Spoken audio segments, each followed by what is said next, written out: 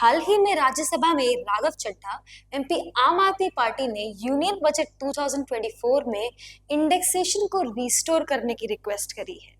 उनका कहना है कि इंडेक्सेशन हटाने से इन्वेस्टर्स डिसइंसेंटिवाइज हो जाएंगे। आइए पहले ये जान लेते हैं कि इंडेक्सेशन होता क्या है और इससे रियल एस्टेट सेल्स में टैक्स पर क्या फर्क पड़ेगा। इंडेक्सेशन एक तरीका है जिससे हम एसेट्स जैसे कि प्रॉपर्टी के परचेज प्राइस को कॉस्ट इन्फ्लेशन इंडेक्स के जरिए बढ़ा के महंगाई या इन्फ्लेशन के रेट के हिसाब से एडजस्ट कर सकते हैं। मान लीजिए आपने साल 2001 में 1 करोड़ रुपए का घर खरीदा। इस घर को आप साल 2024 में अगर बेचने जाते हैं तो इसका सेलिंग प्राइस होगा 4 करोड़ 17 लाख रुपए। मगर इसकी परचेज प्राइस 1 करोड़ नहीं, कॉस्ट इन्फ्लेशन इंडेक्स से एडजस्ट करने के बाद लगभग 3 करोड़ 60 लाख रुपए के आसपास आती है। तो ये इंडेक्स्ड परचेज प्राइस हुआ और जो प्रॉफिट या कैपिटल गेन्स हुआ वो आया अप्रोक्सीमेटली 57 लाख रुपीस। इस प्रॉफिट या गेन पे लगता है 20% का टैक्स, जो कि आया 11,40,000 रुपए।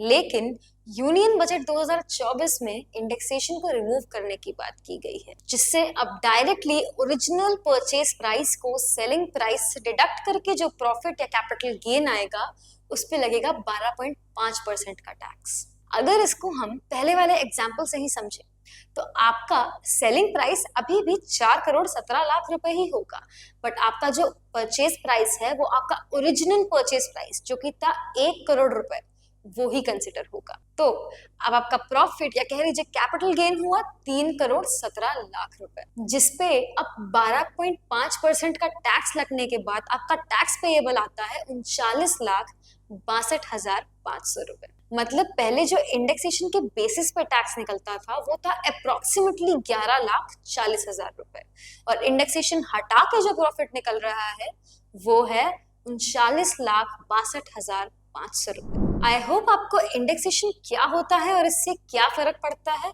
ये समझ में आ गया होगा। तो हमें भी कमेंट सेक्शन में जरूर बताइए कि आपको कौन सा मेथड ज्यादा सही लगता है।